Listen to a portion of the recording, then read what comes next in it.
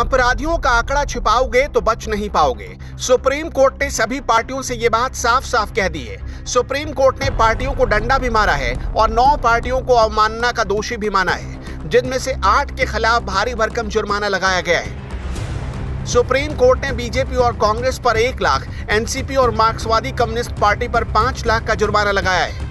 RJD और JDU पर भी 1-1 लाख रुपए का जुर्माना लगाया गया है। लोक जनशक्ति पार्टी और सीपीआई पर भी 1-1 लाख रुपए का जुर्माना लगाया गया है। सुप्रीम कोर्ट में फरवरी 2020 में जस्टिस रोहिंटन फली नरीमन और जस्टिस बीआर गवई की खंडपीठ ने यह फैसला सुनाया था। सुप्रीम कोर्ट ने अपने फैसले में क्या कहा था, इसे समझिए। सभी राजनीतिक दलों को यह बताना जरूरी होगा कि आपराधिक मामलों या उससे जुड़े उम्मीदवारों को चुनाव में खड़ा करना या उससे जुड़े उम्मीदवारों को चुनाव में खड़ा नहीं करना क्यों जरूरी है। सभी पार्टियों को ऐसे उम्मीदवारों के खिलाफ दर्ज सभी मामलों का ब्यौरा अपनी पार्टी की वेबसाइट पर अपलोड करना होगा।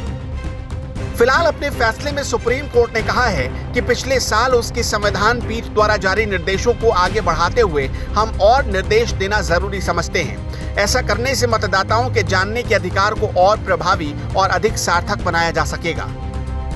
सुप्रीम कोर्ट ने चुनाव आयोग को भी इसमें घसीटा है। चुनाव आयोग को सभी कैंडिडेट्स के आपराधिक इतिहास को टीवी चैनलों, अखबारों, पैम्पलेट, सोशल मीडिया और वेबसाइट के माध्यमों से इसका इस्तेमाल करके वोटर्स को जागरूक करने को कहा है। सुप्रीम कोर्ट ने 4 हफ्ते के भीतर चुनाव आयोग को एक फंड बनाने को कहा है। इस फंड का इस्तेमाल पब्लिक को जागरूक करने और जुर्माने की रकम की वसूली के लिए होगा। सुप्रीम कोर्ट ने फिर से दोहराया कि पार्टियां अपने उम्मीदवारों के आपराधिक इतिहास को छिपा नहीं सकती। हर हाल में उम्मीदवारों की घोषणा के 48 घंटे के भीतर ही उनका आपराधिक इतिहास पब्लिश होना चाहिए। आखिर राजनीतिक दलों की अपराध से इतनी गहरी यारी क्यों है? कोई भी पॉलिटिकल पार्टी अब तक क्यों भाग रही है अपने उम्मीदवारों के क्रिमिनल रिकॉर्ड देने से, और सुप्रीम कोर्ट को पॉलिटिकल पार्टियों को कोड़े मारने की जरूरत क्यों पड़ी? कुछ आंकड़ों से समझ सकते हैं।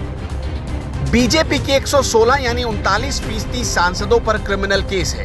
कांग्रेस के 29 सांसद यानी कि 57% सांसदों पर क्रिमिनल केस है।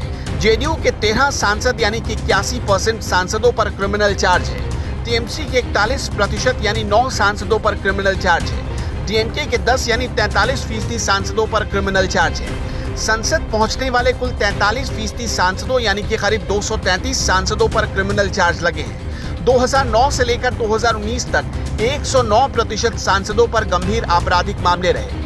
850% उम्मीदवार ऐसे थे जिनके ऊपर महिलाओं के खिलाफ आपराधिक मामले रहे। साल 2019 में 540 में से 234 सांसदों पर आपराधिक मामले थे। उनमें से 159 के खिलाफ गंभीर आपराधिक मामले दर्ज थे। 19 के खिलाफ महिलाओं के खिलाफ अपराध वाले मामले दर्ज थे और 3 के खिलाफ रेप के मामले दर्ज थे। बीजेपी ने अभी हाल ही में कानपुर के एक हिस्ट्री शीटर को पार्टी में शामिल कराया।